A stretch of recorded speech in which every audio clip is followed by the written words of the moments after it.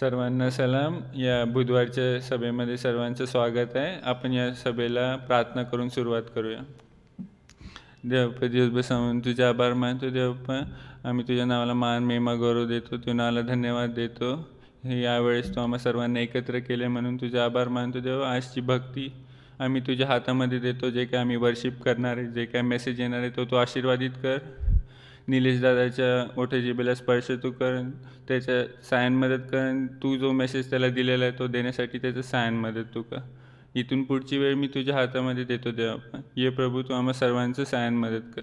येशूचे नाव मागतो म्हणून तू ऐक. आमेन. यावेळेस आपण एक वर्शिप सॉन्ग गाऊया. आपण सगळे मिळून याच्यात सामील होऊया. यीशु मसीह तेरे जैसा कोई नहीं, हे गाणं आपण गाणार आहोत. आपण सर्व मिळून त्याच्या नावाला मान महिमान गौरव देऊया. त्याच्या नावाला गौरव करूया आपण.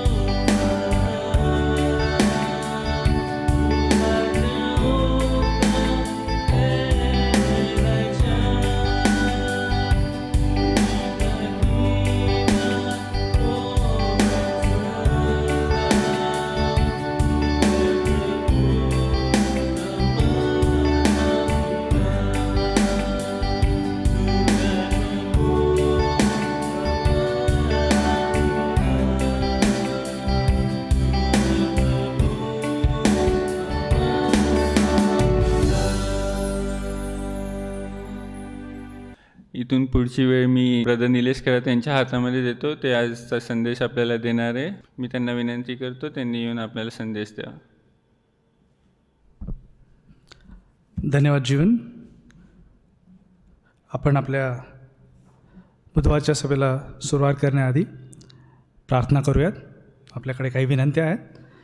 आपले आजारी लोक आहेत कोविड संबंधाने, आणि जे आपले आजारी लोक आहेत त्यांच्यासाठी आपण प्रार्थना करूयात. आपण सर्व मिळून प्रार्थना करू. हे देवप्पा, या बुधवारच्या संध्याकाळच्या सभेच्या निमित्ताने देवप्पा, ऑनलाईन प्लॅटफॉर्मवरती देवप्पा तू आम्हाला एकत्र केलंस, त्याच्याबद्दल तुझ्या मनापासून उपकार मानतो प्रभूजी. प्रभूजी, प्रत्येक चांगली गोष्ट देवप्पा तू आम्हाला दिलेली आहेस प्रभूजी, आणि देत आहेस प्रभूजी, आणि तुझं अभिवचन आहे की तू देणार आहेस प्रभूजी. त्याबद्दल तुझे प्रभूजी मनापासून उपकार मानतो. तू सांगितलंस प्रभूजी की तुम्ही तुमच्या विनंत्या प्रार्थनेद्वारे घेऊन या. त्या अनुषंगाने देवपा आम्ही त्या घेऊन येतो आहेत प्रभूजी. विनंती करतो आमच्या मंडळीतील देवपा जे सर्व आजारी लोक आहेत देवपा, त्यांना तुझा स्पर्श तू कर. त्यांना तुझ्या स्पर्शाने प्रभूजी तू बरं कर प्रभूजी, आणि तुझी स्तुती करण्यासाठी देवपा तू त्यांना पुन्हा उभं कर प्रभूजी. कोविडसाठी देवपा तुला विनंती करतो प्रभूजी की तिसरी लाट जी येणार आहे प्रभूजी, ती तुझ्या देवपा दयेने कृपेने ती थोपवून धर प्रभूजी, आणि तिला पुढे येऊ देऊ नकोस. तसंच प्रभूजी आम्ही विनंती करतो एरन कसबे, आकाश कसबे प्रभूजी, जयपाल यंगड, शिरीष इंगळे आणि लीना इंगळे यांच्यासाठी देवपा त्यांना तू स्पर्श कर देवपा. त्यांच्या आजारपणामध्ये तू त्यांच्यासोबत आहेस प्रभूजी, आणि त्यांना तू देवपा बरं करत आहेस असा विश्वास ठेवून देवपा आम्ही तुला मागतो की त्यांना सर्वांना देवपा तुझ्या दयेन कृपेने तू बरं कर प्रभूजी. तुला विनंती करतो प्रभूजी आमच्या चर्चच्या या आठवड्याच्या ज्या काही ॲक्टिव्हिटीज आहेत प्रभूजी, त्या संबंधाने देवपा तू आमची मदत कर प्रभूजी. आम्ही तुला विनंती करतो देवपा आमच्या देशासाठी, देशाचं सगळं देवपा संगोपन करणारे देवपा आमचे जे अधिकारी आहेत त्यांना आपल्या हाती घे. त्यांना तुझी दयानी कृपा प्रभूजी तू पुरव, आणि या देशाला पुढे नेण्यासाठी देवपा त्यांचं मार्गदर्शन तू कर.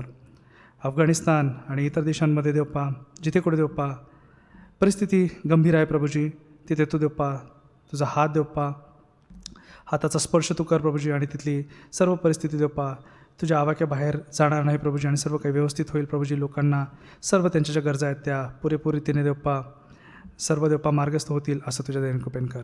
विनंती विशेष देवपा तुला करतो आजचा जो काही देवपा संदेश स्टडी देवपा आम्ही करणार आहोत देवपा, त्यामध्ये तुझी दयाने कृपा असू दे प्रभूजी, आणि त्यामुळे प्रभूजी आमचं तुझ्यासोबत जे देवपा संबंध आहेत ते आणखीन वाढतील प्रभूजी. तुला देवपा आम्ही चांगल्या रीतीने समजून घेऊ प्रभूजी, आणि तुझ्या वचनांमध्ये देवपा आम्ही दृढ होऊ असं आणि अस्वस्थ होऊ दे. माझ्या जिभेला उठाला तू स्पर्श कर, आणि जे काय देवपा मी सांगेल ते फक्त आणि फक्त तुझ्या गौरवासाठी तुझ्याकडून आलेलं असेल. तुझ्या प्रभूजी मार्गदर्शनाची मला गरज आहे प्रभूजी, ते तू मला दे प्रभूजी. ख्रिस्त आमचा तारणारा याच्या गुणांनी प्रेमात मागतो म्हणून एक प्रभूजी, आमेन. सर्वांना सलाम. बुधवारच्या सभेच्या निमित्ताने आपण सगळे ऑनलाईन प्लॅटफॉर्मद्वारे एकत्र येत आहोत प्रभूची स्तुती, आराधना आणि त्याचं वचन जाणून घेण्यासाठी. त्याबद्दल मी प्रभूचे आभार मानतो. आणि आजचा जो माझा विषय आहे त्याकडे मी वळतो. आजचा विषय जो निवडला त्यामध्ये बऱ्याच गोष्टी अभ्यास करत असताना लक्षात आलं की काही विषय आपण जनरली फार इंटेलेक्च्युअल आहेत किंवा फार असे फिलॉसॉफिकल आहेत असे म्हणून आपण दूर करतो. पण तसं ज्यावेळेला आपण बघण्याचा विचार करतो त्यावेळेला त्याला बिब्लिकल सपोर्ट खूप जास्त आहे, आणि अगदी सहजरीतीने आपल्याला ते समजून येतील असं आपल्याला निदर्शनास येतं. आणि आजचा जो माझा टॉपिक आहे तो आहे फ्री विल. आणि फ्री विल या शब्दाचं मराठी भाषांतर डिक्शनरीमध्ये मी शोधण्याचा बराच प्रयत्न केला, आणि त्याच्यामध्ये इच्छा, स्वेच्छा किंवा इच्छाशक्ती हे 3 ते 4च शब्द मला दिसले. पण फ्री विल असा पूर्ण रीतीने असा एक संपूर्ण फ्री विल या शब्दाला कुठे जस्टिस किंवा कुठे न्याय देईल असा शब्द मला दिसला नाही.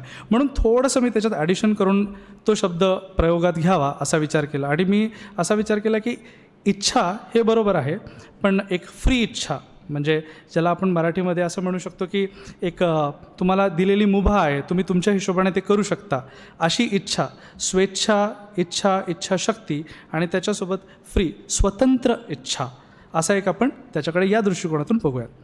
तर प्रथमतः जो विषय मी मांडणार आहे, जो पहिला भाग आहे, मी माझ्या संदेशाला 2 ते 3 भागांमध्ये डिवाईड केलेला आहे, त्याचे पार्ट्स आहेत. तो पहिला जो एक विषय मी घेणार आहे तो आहे do we have free will. आपल्याला फ्री विल आहे का? आपल्याला इच्छा स्वातंत्र्य इच्छा स्वातंत्र्य हा शब्द जास्त जवळचा वाटतो. इच्छा स्वातंत्र्य आहे का? आणि मग इच्छा स्वातंत्र्य जर आहे तर त्याचा आपल्याला लाभ कसा किंवा त्याचा आपण उपयोग कसा करू त्याकडे आपण बोलूयात. तर मानवाला इच्छा स्वातंत्र्य आहे काय? आणि मग आपण ज्या वेळेला अभ्यास करतो त्यावेळेला आपल्याला कळतं की मानवाला इच्छा स्वातंत्र्य आहे. ते कसं? आता तुम्ही स्क्रीनच्या समोर बसलेला आहात, आज बुधवारची सभा आहे, तुम्ही सगळे स्क्रीनच्या समोर बसलेला आहात. याची दोन कारणं असू शकतील. एक, तुम्हाला खरंच ते वचन ऐकण्याची इच्छा आहे, तुम्हाला देवाच्या वचनात वाढायचं आहे आणि ते तुम्ही मनापासून करत आहात आणि त्यामुळे तुम्ही इथे बसलेला आहात. दुसरं, त्याच्यामागे वेगळं मोटिवेशनसुद्धा असू शकतं, त्याच्यामागे एक भीतीसुद्धा असू शकते की आपण जर ऐकलं नाही तर आपल्याला लोक काय म्हणतील किंवा आपण ती सभा किंवा त्या सभेला आपण सामील होत नाही, तो एक भाग असू शकतो. तिसरा, आपला गिल्ट कॉन्शियससुद्धा असू शकतो की मी देवाच्या सभेला उपस्थित राहिलो नाही म्हणून देव कदाचित रागवेल माझ्यावरती आणि मग मला जे आशीर्वाद मी देवाकडनं अपेक्षा करतो ते मला मिळणार नाहीत. ह्या गोष्टी त्याच्यामागे असू शकतात. एक उदाहरण म्हणून फक्त. तर आपण ज्या वेळेला माणसाच्या फ्री विलचा विचार करतो त्यावेळेला आपल्याला दिसतं की बऱ्याचशा गोष्टी फ्री विलमुळे, इच्छा स्वातंत्र्यामुळे आपण करत नाही. एक साधं उदाहरण घेतलं तर लहान मुलांना शाळेत जायला अजिबात आवडत नाही आणि शाळेत जाताना बऱ्याच वेळेला मुलं रडतात, शाळेला जायचं नाही म्हणून विविध कारणं, पोटदुखी एक सर्वसाधारण कारण त्यामध्ये आपल्याला बघायला मिळतं. आणि त्याच्यावरून आपल्याला हे कळतं की शाळेला जायची त्यांची इच्छा नसते, त्याला आपण फोर्स्ड, त्यांच्यावरती आपण दबाव आणून आपण त्यांना पाठवतो. निश्चित आईवडिलांना त्याचं गांभीर्य आहे, त्यांना शाळेला मुलाने जावं हे का महत्त्वाचं आहे हे सगळं कळतं, पण त्यावेळेला त्या मुलाची ती परिस्थिती नसते, त्यावेळेला त्याला ते जायचं नसतं. We don't give him a choice. म्हणजे त्याला जर आपण सांगितलं की do you want to go to school और you don't want to school, तुला शाळेला जायचं, if you don't want to go to school it's okay, मग तो निश्चित अर्थाने शाळेला जाणार नाही आणि कोविडमुळे काही बाबतीत त्यांचं ते स्वप्न पूर्णही झालेलं दिसतं आहे. तर अशा चॉईसेस आपल्याला आहेत का? आणि मानवाला त्या चॉईसेस आहेत. निश्चित अर्थाने आपल्याला चॉईसेस आहेत. आपण विविध उदाहरणं घेतो, चॉईस माणसाला मिळते का? आता एक साधं उदाहरण, मागच्या हफ्त्यामध्ये आम्ही एका वर्गामध्ये होतो आणि तिथे डिबेट सुरू झाली की पॉलिटिक्स आणि वोटिंग आणि अशा प्रकारे. आणि त्यामध्ये एका मुलाने एक सुंदरसं उदाहरण दिलं आणि त्याने सांगितलं की मी वोटिंग करतो, पण 5 ते 6 जे लोक निवडणुकीसाठी उभे आहेत ते 6च्या 6, 7च्या 7 जे कोणी असतील ते सगळेच जर करप्ट असतील तर कालांतराने माझं जे वोट जाणार आहे ते करप्शनलाच जाणार आहे. मग त्या बाबतीत मला खऱ्या रीतीने चॉईस मिळाला आहे का? तुम्ही म्हणाल की तिथे आपल्याला नाटोसुद्धा आहे, नॉट टू वोट अधिकार आहे, पण त्याच्याने काय फरक पडणार? त्याच्याने विशेष फरक पडणार नाही. तर इव्हेंच्युअली माझं जे मत आहे ते करप्शनला जाणार आहे. मग त्याला आपण खऱ्या रीतीचं फ्री विल म्हणू का? मग फ्री विल आपल्याला त्या हिशोबाने दिलं आहे का? मुलांना दिलं आहे का? आपण इथे जे बसलो आपल्याला मिळालेलं आहे का? तर आपण बघूयात की बिब्लिकली आपल्याला ते फ्री विल मिळालेलं आहे का? आणि जर ते मिळालं आहे तर ते गरजेचं होतं का? आता एथेस म्हणजे नास्तिक जे आहेत ते ह्या बाबतीमध्ये बऱ्याच गोष्टी चर्चेला घेतात की माणसाचं फ्री विल. आता ते म्हणतात त्यांचा एक मुद्दा जो आहे आणि तो फार कणखर रीतीने ते पुढे ठेवतात, तो म्हणजे जर देवाला सगळं माहिती आहे की पुढे अमुक व्यक्तीचं काय होणार आहे, माझं काय होणार आहे, जर त्याला हे सगळं आधीपासूनच माहिती आहे तर मग त्याला आपण फ्री विल कसं म्हणणार? ती खऱ्या अर्थाने चॉईस कशी आहे? ते प्रीडेस्टिनेशन आहे असा त्यांचा एक कयास असतो. पण मग तिथे त्यांची जी परिस्थिती आहे त्या परिस्थितीला आपण नीट जर समजून घेतलं तर आपल्याला कळेल की त्यांचा जो ओघ आहे तो रिव्हर्स आहे. ते देवाकडनं मानवाकडे येतात की चॉईसेस वर डिसाइडेड बाय गॉड. देवाने त्या चॉईसेस डिसाईड केल्या आणि मग मानवांना सांगितल्या आणि मानवाने ते केल्या म्हणून तो मग पुढे नरकात जाणार, असं त्यांचं विश्लेषण आहे. पण तसं विश्लेषण न होता देवाकडे ते नॉलेज आहे, त्याच्याकडे ती शक्ती आहे, असं आपण म्हणा की त्याला माहिती आहे की लोक काय डिसिजन घेणार आहे, हे नॉलेज त्याला आहे. म्हणून आपलं चॉईस जे आहे ते बदलत नाही, मानवाचं चॉईस बदलत नाही. म्हणून तो जो मुद्दा आहे की आपण जे वागतो ते सगळं प्रीडेस्टिन्ड आहे असं होत नाही. आणि म्हणून माणसाला फ्री विल आहे आणि ती फ्री विल देवाने दिलेली आहे आणि त्याच्या मागे अगत्य काय आहे हे आपण थोडक्यात समजून घेण्याचा प्रयत्न करूया. तर माणसाला फ्री विल आहे का? तर निश्चित बिब्लिकली देवाने माणसाला फ्रीडम दिलेला आहे, चॉईस उपलब्ध आहे. बरं, चॉईसेसचे प्रकार. आत्ता आपण एक उदाहरण बघितलं करप्शनचं, की माझं वोट शेवटी करप्शनला जाणार आहे. मग एक दुसरा सिनारिओ आपण बघूयात, की एका ठिकाणी आपण बघितलं की सगळंच चुकीचं चाललेलं आहे, माझे सगळे वोट्स चुकीच्या ठिकाणी चालले आहेत, म्हणून मला असं वाटतं की मला तिथे चॉईस मिळाला नाही. दुसरं एक उदाहरण आपण घेऊयात. समजा आपल्याला जे अन्न मिळत आहे ते सगळं पौष्टिक मिळत आहे, त्यामधले कसल्याही प्रकारचा तेलकटपणा म्हणजे जे शरीरासाठी अयोग्य आहे ते मिळत नाही. असं समजा की तुम्हाला जे काही अन्न सकाळी आपण न्याहारी करतो, आपण सकाळचा नाश्ता करतो, ब्रेकफास्ट करतो, त्यामध्ये अगदी जे डॉक्टरने प्रिस्क्राईब केलेलं आहे, अगदी एकदम डायटिशियनने सांगितलं की हे तुमच्या शरीरासाठी अगदी सर्वोच्च उत्तम आहे, ते आपण खाल्लं, दुपारी आपण खाल्लं, संध्याकाळी आपण खाल्लं. आपल्याला चॉईस नाही म्हणून हे सगळं आपण खातो आहे. All good because of no other option. आपल्याला आईने सकाळी तेच दिलं, दुपारी तेच दिलं, संध्याकाळीही तेच दिलं, आणि मग तुमची हेल्थ त्याच्यामुळे सुधरत चालली आहे. त्याही परिस्थितीमध्ये मला तुम्हाला विचारायचं आहे की ऑल गुड, सगळं चांगलं, पण यामध्ये खरंच तुम्हाला रिअल चॉईस मिळालं आहे का? You might hunger, you might crave for some things. For example I like kachori or for that matter some junk food. मला कधीतरी खायला आवडतं, ती चॉईससुद्धा माझ्याकडून हिरावून घेतलेली आहे आणि मला फक्त आणि फक्त चांगल्याच गोष्टी खायला सांगितलेल्या आहे. Does it qualify? काय ही गोष्ट फ्रीडम किंवा फ्री विल किंवा फ्री चॉईसमध्ये मोडते? पहिल्याही उदाहरणात ती मोडत नाही आणि दुसऱ्याही उदाहरणात ती मोडत नाही. मग आपल्याला हे समजून घेण्याची गरज आहे की बिब्लिकली तशी चांगल्याची आणि वाईटाची अशी चॉईस मला खरंच उपलब्ध झालेली आहे का? आणि ती चॉईस आपल्याला उत्पत्तीच्या पुस्तकात बघायला मिळते, ज्या वेळेला देवाने त्यांना आदाम आणि हवेला असं नेमून दिलं होतं की येस, तुम्हाला चॉईस आहे. तिथे बागेतील ज्या गोष्टी तुम्हाला उपभोगायच्या आहेत त्याच्याबद्दल मी तुम्हाला मुभा दिलेली आहे, त्या तुम्ही निसंकोचपणे वापरू शकता. प्रश्न येतो की एका झाडाचं जे फळ आहे ते तुम्ही खावायचं नाही आहे, तुम्हाला त्याच्यामध्ये चॉईस आहे. If you want to eat you can go ahead and eat, तुम्ही जाऊन ते खाऊ शकता, पण तुम्हाला एक नियम दिलेला आहे, एक रूल दिलेला आहे. आता रूलचा ज्या वेळेला गोष्ट आहे त्यावेळेला आपण विचार करतो की आता कालच खूप भयंकर पाऊस औरंगाबादमध्ये झाला आणि मी आपल्या कमिशनर ऑफिसच्या तिथे जो सिग्नल आहे तिथे बऱ्यापैकी अटकलो, आणि तिथे मला जी गोष्ट बरोबर वाटली नाही ती ही होती की रॉंग साईडमधनं पण लोक येत होते आणि त्यामुळे तिथे खूप मोठा खोळंबा निर्माण झाला होता.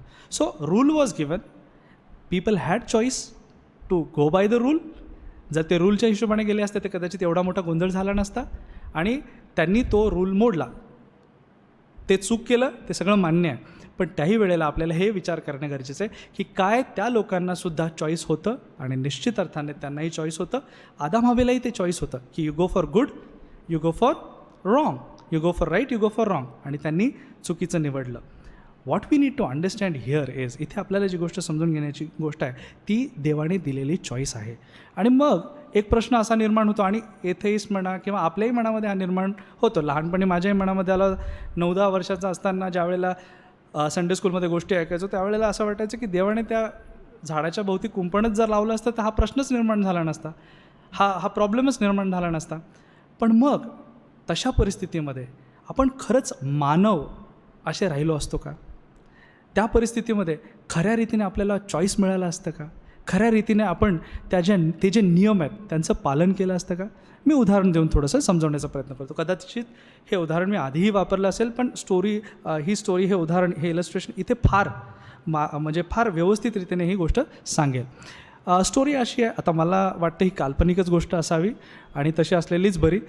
एक छोटीशी गमतीदार स्टोरी आहे की एक वडील, एक बाप आपल्या मुलीला, छोट्या मुलीला कारमध्ये घेऊन बाहेर चालले होते कुठेतरी, आणि ती मुलगी अगदी छोटी, जवळपास असेल एक 5-6 वर्षाची असेल, 7 वर्षाची मॅक्सिमम असेल, आणि ती त्यांच्या बाजूच्या सीटवरती बसलेली आहे, गाडी चाललेली आहे, आणि माहीत नाही मध्येच त्या मुलीला काय झालं, ती उभी राहिली त्या सीटवरती आणि तशीच उभी आहे. आणि मग हे बरोबर नाही आहे, याच्यामुळे ॲक्सिडेंट होऊ शकतो, वडिलांनी जर पटकन ब्रेक दाबला तर गोष्टी होऊ शकतात. तर बाबांनी तिला साध्या भाषेत सांगितलं की बेटा खाली बस, पण बेटा बसायला तयार नाही. गाडी थोडी पुढे झाली, बाबांनी ती थोडी हळू केली की तिला काही इजा होणे, जर ॲक्सिडेंट वगैरेची परिस्थिती आली तर त्यांनी तिला परत रिक्वेस्ट केलं की बेटा खाली बस, पण ती काय ऐकायला तयार नाही. असं 2 वेळा झालं, 3 वेळा झालं, तरी बेटा ऐकायला तयार नाही. मग बाप रागावला थोडासा आणि त्याने तिचा हात पकडला आणि तिला खाली बसवलं आणि ती बसली. गाडी हळूहळू पुढे चालली आहे बापही शांत आहे, मुलगीही शांत आहे. आणि थोड्या वेळाने अगदी हळुवार आवाजात मुलगी अगदी अशा रीतीने बसून बापाला म्हणते आहे, पप्पा मी माझ्या मनात अजूनही उभीच आहे, मी अजूनही माझ्या मनात उभीच आहे. आपण नियम पाळला, पण काय तो खरोखर मनापासून पाळला? हा एक फार गंभीर प्रश्न आहे आणि नेमकं तेच बायबल आपल्याकडनं अपेक्षा करतं. आपण जर बायबलचा सखोल अभ्यास केला तर आपल्याला कळतं की नियम पाळायचेत, पण ते फोर्सफुली पाळायचेत का? दबाव आहे म्हणून पाळायचेत का? चांगलं वागायचं, निश्चित चांगलं वागायचं आहे, पण एक कोणीतरी दबाव देतं आहे, एक गिल्ट आहे, त्या गिल्टपासून फक्त आपल्याला दूर व्हायचं आहे म्हणून आपल्याला तसं करायला सांगितलेलं आहे का? विचार करूया. पुढे याच्याच विरोधात एक गोष्ट मला सापडली आणि ती कदाचित काल्पनिक नसेल तर मला जास्त आनंद होईल. आणि ती गोष्ट अशी आहे की एक मुलगी जवळपास 15-16 वर्षाची असेल कदाचित, तिच्या मित्रांसोबत, तिच्या क्लासमेट्ससोबत कुणाचा तरी वाढदिवस साजरा करण्यासाठी त्यांच्या घरी गेली. आणि मग तिने सांगितलं की आई बाबा मी 7, 7:30, 8पर्यंत वापस घरी येईल. आणि आई बाबा म्हणाले अगदी जा बेटा. ती गेली, तिथे त्यांची छोटीशी पार्टी झाली, त्यांनी त्यांचं जेवण वगैरे केलं आणि मग ते तिथे अजून टाईम स्पेंड करू लागले वगैरे. आणि बघता बघता 8 वाजले आणि ती मुलगी म्हणाली तिच्या मित्रांना, तिच्या मैत्रिणींना की मला घरी जायचं आहे, 8 वाजलेत, मला घरी जायचं आहे. आणि मग बऱ्याच त्याच्या मित्रांनी तिला सांगितलं, मैत्रिणी सांगितलं की अरे आत्ता 8 वाजलेत, काय प्रॉब्लेम आहे, तू आता मोठी झालीस वगैरे वगैरे. त्यांनी तिचं मन वळवण्याचा प्रयत्न केला आणि मग त्याही गोष्टीला ती कुठेही बदली नाही वगैरे. मग एका मुलाने, मला वाटतं कोणीतरी त्यांच्या ग्रुपपैकी म्हणाले, अरे तू मोठी झालीस, तू आईवडिलांना घाबरतेस काय? You are an individual. आता तू मोठी झालीस, तू तुझे निर्णय घेऊ शकतेस, तू आईवडिलांना घाबरतेस काय? आणि थोड्या वेळ तिथे शांतता होती आणि अगदी गांभीर्याने आणि अगदी कॉन्फिडेंटली त्या मुलीने सांगितलं की मी माझ्या आईवडिलांना घाबरत नाही, मी माझ्या आईवडिलांवर प्रेम करते आणि त्या प्रेमापोटी मी त्यांचे नियम पाळते. आपल्याला त्या 2 गोष्टींचा कॉन्ट्रास्ट समजला, तो कॉन्ट्रास्ट समजणं गरजेचं आहे. आपण नियम पाळूयात, पण त्या लहान मुलीसारखे, आता ती लहान आहे, ती गोष्ट वेगळी आहे, कदाचित पुढे आल्यावर तिला त्या गोष्टी कळतील, पण मग आपण त्या मॅच्युरिटीपर्यंत यायला पाहिजेत जिथे आपल्याला देवाचे नियम बर्डनसम वाटणार नाहीत. आता उदाहरणादाखल जर आपण घेतलं, फॉर एक्झाम्पल आपण उदाहरण घेतलं की देवाने आपल्याला अमुक नियम दिला. आता 10 आज्ञांचाच जर विचार केला, उत्पत्तीमध्ये आपल्याला 20व्या 2:17 आपल्याला 10 आज्ञा दिसतात. पहिली जी आज्ञा आहे ती जर आपण वाचली, त्यामध्ये आपल्याला प्रथम स्थान देवाला द्यायचं आहे. पहिल्या 2 आज्ञांचा जर नीट विचार केला तर आपल्याला कळतं की प्रथम स्थान आपल्याला देवाला द्यायचं आहे. मग प्रथम स्थान आपण जे देवाला देतो ते कशा संबंधाने देतो? मनापासून देतो की फोर्सफुली देतो? किंवा आपल्याला हे माहितीच नाही की आपण ते देतो की नाही? बऱ्याच वेळेला आपल्याला माहितीच नाही की आपण ते स्थान त्याला देत नाही. ते स्थान कधीकधी आपला पैसा घेतो, ते स्थान कधीकधी आपले प्रियजन घेतात आणि ते स्थान बहुतांश वेळा आपला स्वार्थ, आपण स्वतः देवाच्या जागी येतो. आणि मग देवाला थोडीशी जागा देण्याचा प्रयत्न आपण करतो. तोही कसा? फ्री विल आपल्याला तिथेही आहे की तू तुझं स्थान पैशाला दे, तू तुझं स्थान तुझ्या प्रियजनांना दे, तू तुझं स्थान स्वतःला दे. आपल्याला तिथे फ्रीडम आहे to give importance to God, at the same time to give importance to other things as well. Other things are important, but what is most important. आणि म्हणून ती पहिली आज्ञा आहे. आणि त्याच्यानंतर जर आपण विश्लेषण केलं तर आपल्याला बाकीच्या ज्या आज्ञा आहेत त्यामध्ये प्रायोरिटीच्या हिशोबाने त्या गेलेल्या दिसतात. तर आपण ज्या नियम आणि अटी पाळतो, फ्री विल आपल्याला आहे, पण त्या फ्री विलच्या दुसऱ्या टप्प्यामध्ये ज्या वेळेला आपण जातो, त्या फ्री विलचा उपयोग आपण कसा करतो हेही लक्षात घेणं आपल्यासाठी गरजेचं आहे. आपण थोडं पुढे जाऊया. तिसरी बाब जी मी समजून घेण्याचा, पहिली गोष्ट जी मी मांडली ती होती की आपल्याला फ्री विल आहे का? हो आहे. दुसरी बाब, आपल्याला नियम पाळायचे आहेत का? हो पाळायचे आहेत. पण ते नियम पाळत असताना आपल्याला कोणत्या गोष्टींकडे लक्ष द्यायचं आहे? पहिल्या छोट्या मुलीसारखं आपल्याला फोर्सफुली करायचं आहे का? आता तुम्ही म्हणाल की बायबलमध्ये दिलेलं आहे की तुम्ही तुमच्या मुलांना नियम पाळण्यास लावा. थोडंसं त्यांना कुठे थोडंसं दटवावं लागलं किंवा तिथे एक रॉड हा शब्द इंग्रजी भाषांतरामध्ये आपल्याला बघायला मिळतो की तोही वापरायला सांगितला आहे. निश्चित अर्थाने ते आहे आणि त्याची एक जागा आहे. पण त्यासोबत आईवडिलांनासुद्धा आपल्याला सांगितलेलं आहे की कोणत्या लेवलपर्यंत आपल्याला जायचं आहे, कारण ते जे रिलेशन आहे ते कुठे आपल्याला खराब करायचं नाही आहे, ते सुद्धा आपल्याला सांगितलं आहे. सो येस, पनिशमेंट्स आहेत, नो डाऊट. पण त्या पनिशमेंटच्या मागे जी एक दुसरी गोष्ट आहे, म्हणजे ते प्रेम जे लपलेलं आहे ते बघणं आपल्याला गरजेचं आहे. मग नेमकं हे जे प्रेम आहे ते आपण का बघू शकत नाही, हा माझा तिसरा भाग आहे. आपण का देवाच्या नियमांना पाळू शकत नाही? Y is it so difficult की आपल्याला देवाचे नियम पाळणं अवघड जातं? G.K. चेस्टरटन म्हणून माझे खूप आवडते लेखक आहेत आणि त्यांचं कोट मी वाचतो इथे. The Christian ideal has not been tried and found wanting. It has been found difficult and left untried. मग ह्या कोटचा आपल्या आत्ताच्या संदेशाशी काय संबंध आहे? का बरं आपल्याला देवाचे नियम पाळणं एवढं अवघड जातं? Y is it so difficult? आता जर ही चांगली गोष्ट आहे हे आपल्याला कळतं, आईवडिलांना कळतं की मुलांनी अभ्यास केला पाहिजे, पण नेमकं त्याच वेळेला मुलांना कळत नाही की अभ्यास केला पाहिजे. त्यावेळेला त्यांना दुसऱ्या गोष्टींकडे लक्ष असतं, कारण त्यांना त्या गोष्टीचं महत्त्व कळालेलं नसतं. आणि बहुतांश वेळा आणि कित्येक वेळा देखील आपलंही अशीच गफलत होऊन जाते. देवाचे नियम का पाळावेत आणि ते मनापासनं का पाळावेत हे आपल्याला कळत नाही, उमगत नाही. मग तुम्ही म्हणाल की असं कसं, आम्ही नियम पाळतो आहे, बऱ्याच वर्षापासून आपण ख्रिस्ती आहोत, तरी आपल्याला ते डिफिकल्ट जातं. आणि या सगळ्या गोष्टी आपल्याला बायबलमध्येच बघायला मिळतात. बायबलचा ज्या वेळेला आपण नीट अभ्यास करतो त्यावेळेला आपल्याला कळतं की हे आपल्याच्याने होणार नाही. We try to live a Christian life with our own strength. पहिली फ्री विल आहे, हो तुम्हाला वाईट वागायचं आहे, तुम्ही वाईट वागू शकता, no doubt. And then you have punishments for it. आता तिथे पनिशमेंट्स आहेत. ऑफकोर्स तुम्ही नीट वागला नाही तर तुमच्यासाठी नरक आहे. मग तिथेही काही लोक म्हणतील की असं कसं, देवाला कळत होतं, मग सगळ्यांनाच देवाने स्वर्गात का टाकलं नाही? मुद्दा चांगला आहे तुमचा, तुमचं म्हणणंही अगदी बरोबर आहे, त्याच्याबद्दल मला कुठेही शंका नाही आहे. मग तुम्ही म्हणाल देवाला माहिती होतं की काही लोक नरकात जाणार आहेत, मग देवाने असेच लोक का बनवले नाही की जे चांगले वागतील आणि स्वर्गात जातील? निश्चित अर्थाने तुमचं हे म्हणणंही मला पटतं आहे, पण ते करत असताना काही गोष्टी आपण विसरत आहोत. बायबलमध्ये अगदी सुस्पष्टपणे लिहिलेलं आहे की गॉड वॉन्ट्स एव्हरीवन, देवाला पाहिजे की प्रत्येकाने सुवार्ता ऐकावी आणि स्वर्गात यावं, देवाला ओळखावं. स्वर्ग म्हणजे देवाला ओळखणे असं आपण म्हणू शकतो, देवाला ओळखावं.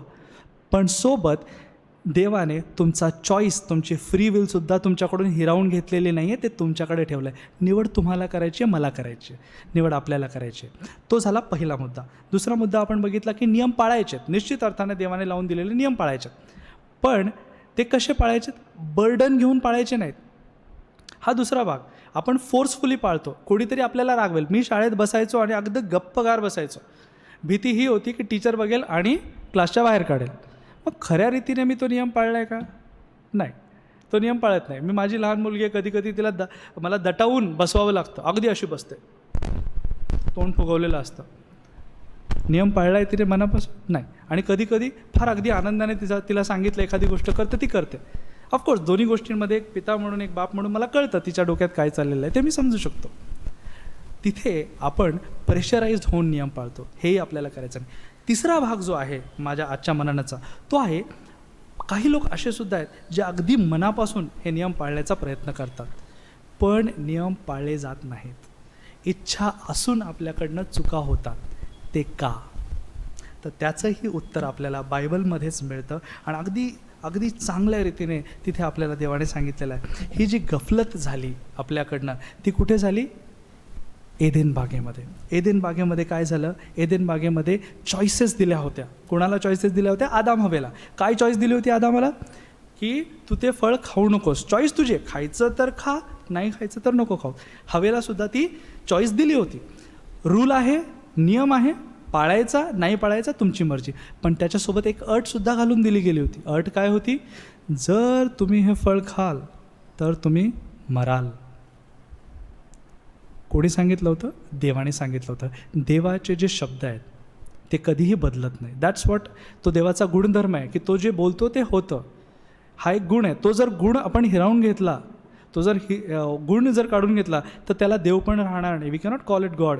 एका कोणीतरी रिसर्चरनी काही गोष्टी लिहून काढल्या होत्या की जर आपण एखाद्या वस्तूला, गोष्टीला किंवा एखाद्या एंटिटीला देव म्हणतो तर काय कॅरेक्टरिस्टिक्स त्याचे असले पाहिजेत, काय कॅरेक्टर त्याचं असलं पाहिजेत, तर ते तंतोतंत बायबलच्या देवाशी मिळतं जुळतं आपल्याला दिसतं आहे. तो एक वेगळा विषय आहे, त्याच्याबद्दल आपण कधीतरी नंतर बोलूया. पण तुम्हाला पाहिजे तर इंटरनेटवरती तुम्हाला ते व्यवस्थित रीतीने वाचायला मिळतील. त्या व्यक्तीने फक्त बायबल वाचलं आणि म्हणून ते नियम बनवले असं नाही. It is reverse. त्याने विचार केला की देव कसा असला पाहिजेत आणि कशा रीतीने आपला देव त्याच्यामध्ये व्यवस्थित बसतो, कसा त्या सगळ्या गोष्टी कॅरेक्टर्स फुलफिल होतात हे आपल्याला बघायला मिळेल. सध्या माझ्याकडे तो रेफरन्स नाही आहे, पण पुढे केव्हा तरी आपण त्याच्याबद्दल चर्चा करू. तर विषय होता की आदामाला चॉईस होतं, हवेला चॉईस होतं. त्यांनी ते चॉईस उपयोग करण्यासाठी, त्याचा एक्सरसाइज करण्यासाठी त्यांना पूर्ण अधिकार होता. आता जो सगळ्यात महत्त्वाचा विषय मला मांडायचा तो हा की काय त्यांच्याकडे ती शक्ती होती नाही म्हणण्याची. आपण जर विचार केला, did Adam and Eve have the power to say no to Satan? They had it. त्यांच्याकडे होता आणि त्यांच्याकडे चॉईससुद्धा होता, to go right, to go wrong. आता तिथे त्यांनी जो नियम तोडला, त्या नियम तोडण्याच्या मागे जर त्यांनी काही तोडलं असेल तो म्हणजे देवाची विश्वासार्हता. सैतानाने काय सांगितलं होतं? त्यांना फळ खा आणि नियम मोड असं सांगितलं नव्हतं. त्याने जाऊन सांगितलं तुम्ही हे फळ खा म्हणजे तुम्ही देवासमान व्हाल. देवाने सांगितलं होतं की तुम्ही फळ खाल तर तुम्ही मराल, तुम्ही देवाच्या जवळ याल. हा तर विषयच फार दूरचा. पण त्यांनी काय केलं? त्या गोष्टीवरती विश्वास ठेवला. कोणत्या गोष्टीवरती? ज्या सैतानाकडून येतात, ज्या चुकीच्या आहेत. ह्या गोष्टींवरती विश्वास ठेवून त्यांनी देवाच्या विश्वासार्हतेवरती प्रश्न निर्माण केला. आणि ज्या वेळेला आपण असा प्रश्न निर्माण करतो त्यावेळेला नियम आल्हाददायक होत नाहीत, ते कष्टमय होतात. ते नियम पाळायला जड होतं. ज्या व्यक्तीला कळालं, आता फॉर एक्झाम्पल एखादा व्यक्ती आहे, त्याला एखादा आजार जडला आहे, तो डॉक्टरकडे जातो, डॉक्टरला सांगतो की मला असा असा प्रॉब्लेम आहे. डॉक्टर त्याला सांगतात की आपण त्याचं टेस्ट करू. टेस्ट करतात, रिझल्ट येतात, प्रॉब्लेम कळतो, तो व्यक्ती गोळ्या औषधं घेऊन बरा होतो. आपला प्रॉब्लेम हा आहे की आपण तयारच नाही आहोत डायग्नोसिस करून घ्यायला. आपल्याला डायग्नोसिसची गरज आहे आणि आपण म्हणतो की हे डायग्नोसिस मला करायचंच नाही. मग तुम्ही म्हणाला डायग्नोसिस कुठे आहे? 10 आज्ञा आपलं स्कॅनर आहे, ते आपल्याला स्कॅन करतं की तुम्ही हे नियम पाळता का? देवाने लावून दिलेले नियम आहेत, देवाने लावले तर मी कसे काय तोडू? ते जो सगळ्यात उच्च आहे, जो सर्वोच्च आहे, त्याने लावून दिलेले नियम मी कसे काय मोडू? पण आपण मोडतो. मग जर मोडतो तर आपण त्या स्कॅनरमध्ये कुठेतरी कमी आहोत, काहीतरी डिफिशियन्सी आहे हे आपल्याला कळतं, पण आपण ती मान्य करायला तयार होत नाही.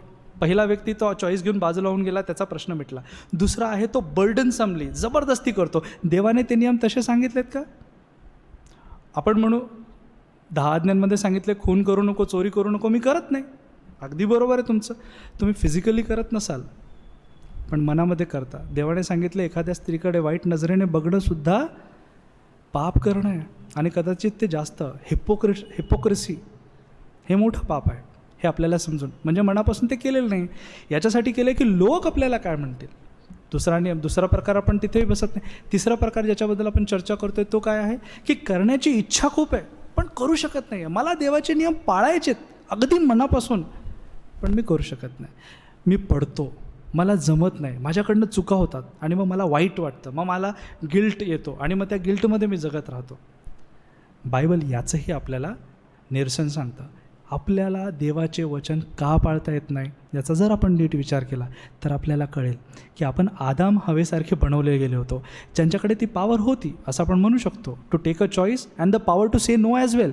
Even that we have that also. ते आपल्याला अजूनही आपल्याकडे ते आहे. पण त्यावेळेला ते देवाच्या सोबत होते. They were with God, conformed to the image of God. देवाच्या प्रतिरूपाचे बनवले गेले.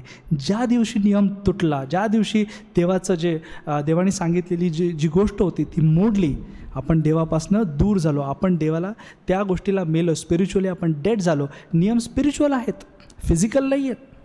नियम स्पिरिच्युअल आहेत. आपण स्पिरिच्युअली आपण तिथे मरण पावलो. आणि मग जर आपल्याला ते नियम मनापासून पाळायचे तर आपल्याला देवामध्ये तो जन्म घेण्याची गरज आहे. आपल्याला बायबल तसं शिकवतं, नव्याने जन्म घेतल्या वाचून देवाचे राज्य बघता येणार नाही. मग तो नव्याने जो आपला जन्म आहे तो ज्या वेळेला आपला होतो त्यावेळेला आपण स्वतःने आपल्यामध्ये ती देवाची जी प्रतिमा होती ती स्थापित होते आणि देव आपल्याला मदत करतो ते नियम पाळण्यासाठी. बायबल आपल्याला काय शिकवतं? तुम्ही कोण आहात? तुम्ही फाटे आहात. मी कोण आहे? मी वेल आहे. वेलामध्ये राहिल्या वाचून फाट्याला स्वतःचं फळ देता येत नाही. फाट्याला चॉईस आहे की देवामध्ये राहायचं आहे नाही राहायचं. पुढेच वचनामध्ये सांगितलं आहे, जो फाटा फळ देत नाही त्याला काढून फेकला जातो, तो वाळतो, त्याला जाळून टाकलं जाईल. चॉईस आपल्या हातात आहे to make a good choice or a bad one. आपल्याला चॉईस द्यायचा आहे. आपल्याला देवाचे नियम जर मनापासून पाळायचेत, अगदी सहजतेने पाळायचेत, जर खरंच आत्मीयतेने पाळायचेत तर ते आपण तेव्हा आणि तेव्हाच पाळू शकू ज्या वेळेला देवाचं ज्ञान आपल्याला होईल. हे ज्ञान, हे स्कॅनिंग जे आहे ते आपल्यासाठी महत्त्वाचं आहे.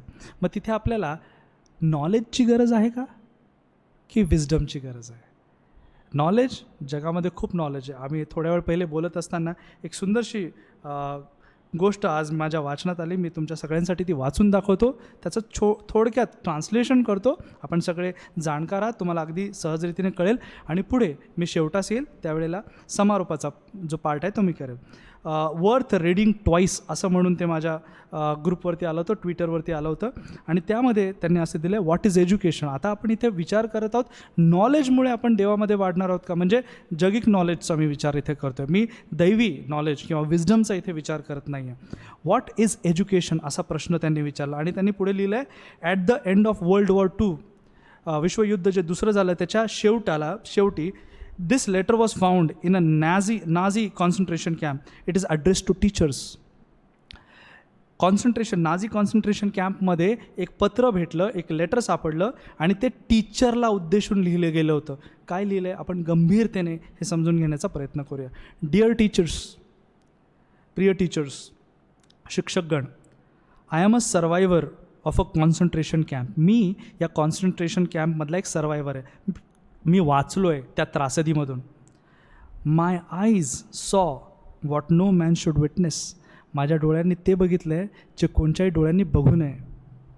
Gas chambers build by learned engineers.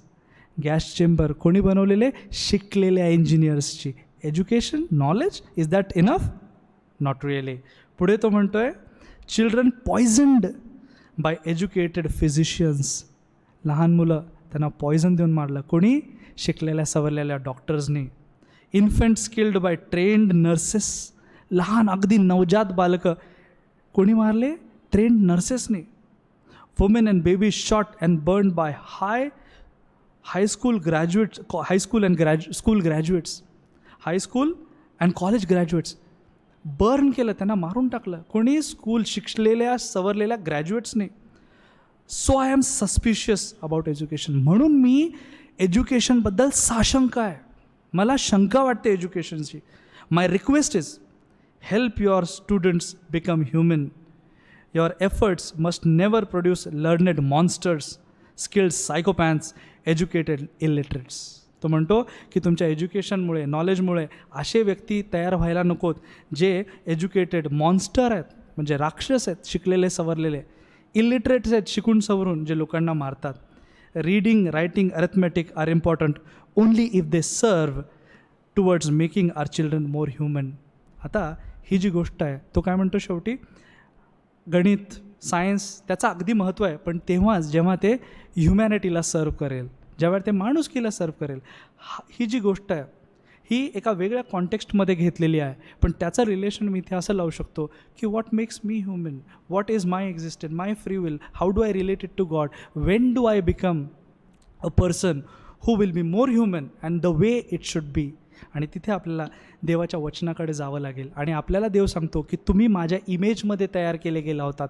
ती इमेज कुठेतरी ढासळलेली आहे, तिला तडा गेलेला आहे, तिला परत मला तुमच्यामध्ये स्थापित करावं लागेल. आणि ज्या वेळेला ती स्थापना होईल त्यावेळेला देवाचे नियम आणि फ्री विलचा आपल्याला व्यवस्थित उपयोग घेता येईल आणि त्याच वेळेला आपण हे करू शकू. आणि जोपर्यंत आपण बायबलमध्ये आपल्याला जे दिलेलं आहे योहान 16:19 मला वाटतं की जोपर्यंत आपण देवावरती विश्वास ठेवणार नाही आणि त्याच्या गॉस्पलला, त्याच्या शुभवार्तेला आपण व्यवस्थित रीतीने स्वीकारणार नाही, पूर्ण तऱ्हेने स्वीकारणार नाही, जोपर्यंत आपण फाटा म्हणून त्या वेलात राहणार नाही, ते जे फळं देवाने आपल्याकडनं अपेक्षिले आहेत आणि आपणही जे आपल्या आयुष्याकडनं एक ख्रिश्चन व्यक्ती म्हणून अपेक्षितो ते देता येणार नाहीत.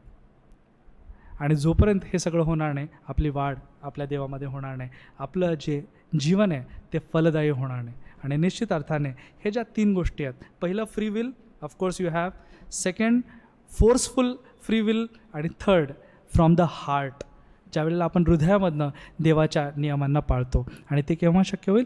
ज्यावेळेला आपलं जीवन देवाला पूर्ण रीतीने समर्पित असेल. कमी जास्त असेल तर तेवढ्या प्रमाणात आपण त्या रेशोमध्ये आपण देवाला ओळखू. पण ज्या दिवशी आपण पूर्ण रीतीने देवाला समर्पित होऊ, देवाचं कार्य आपल्यामध्ये होईल, तेव्हा हे नियम जे आहेत ते आपल्याला सोपे वाटतील, कारण ते चांगले आहेत, कारण ते देवाकडनं आहेत. आणि जोपर्यंत देवाचा चांगुलपणा, त्याचे ते नियम, त्या नियमांचा चांगुलपणा आपण देव जसं बघतो तसं बघणार नाही, कदाचित आपल्यामध्ये ती वाढ होणार नाही. प्रियांनो, मी अपेक्षा करतो की आजचं वचन जे काही आहे, थोडक्या शब्दांमध्ये चुकीच्या सेटअप खालीवर झाल्यात काही गोष्टी, तरी देव तुमच्याशी बोलला असेल, हा विश्वास मी ठेवतो. आपण शेवटास आलेलो आहोत. मी विनंती करेल की आपण सगळे प्रार्थनेमध्ये माझ्यासोबत यावं. आपण शेवटची प्रार्थना करूयात. देवप्पा, आज या संध्याकाळच्या समयी प्रभूजी आम्ही सर्व या प्लॅटफॉर्मवरती एकत्र आलेलो असताना तुझे आम्ही उपकार म्हणतो की जे तू बोललास आमच्याशी प्रभूजी, जे काही मी बोललो प्रभूजी ते तुझ्याकडून आलेलं असू दे प्रभूजी, त्याचा उपयोग आम्हा सर्वांना होईल प्रभूजी, असं तू होऊ दे. आणि खऱ्या रीतीने तुझे नियम आम्हाला कष्टदायी न होता प्रभूजी आनंद देणारे होतील, असं तुझ्या दयाने कृपेने तू होऊ दे प्रभूजी. तुझ्या नियमांमध्ये तो आम्हाला भरभक्कम बनव प्रभूजी.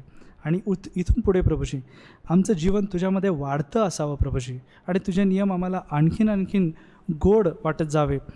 आणि तुझं जे प्रेम आहे ते आम्हाला कळत राहावं, असं नाही अस्वस्थ होते प्रभूजी. आज जे कोणी जॉईन झालेत प्रभूजी आणि जे कोणी जॉईन होऊ शकले नाहीत प्रभूजी, त्यांच्यापर्यंतही तुझे आशीर्वाद देव बाप्पा तू पोहोचव प्रभूजी. सर्व विनंत्या ख्रिस्त आमचा तारणार आहे याच्या गोडीन पिळत मागतो, म्हणून ताईक प्रभूजी. आमीन. आपण प्रभूची प्रार्थना म्हणूया. हे आमच्या स्वर्गातील पित्या, तुझे नाम पवित्र मानले जाओ, तुझे राज्य येऊ, जसे स्वर्गात तसे पृथ्वीवरही तुझ्या इच्छेप्रमाणे हो. आमची रोजची भाकर जमास दे, आणि जसे आम्ही आपल्या ऋणास ऋण सोडले आहे तसे तू आमची ऋण आम्हास सोड. आणि आम्हास परीक्षेत आणू नकोस, तर आम्हास सर्व वाईटापासून सोडव. कारण की राज्य, सामर्थ्य आणि गौरव ही सर्व काळ तुझीच आहे. आमेन. सर्वांचे आभार मानतो. सेफ राहा. कोविड अजूनही पूर्णतः गेलेला नाही आहे. बी सेफ, आणि आपली भेट संडेला होईल. Thank you very much.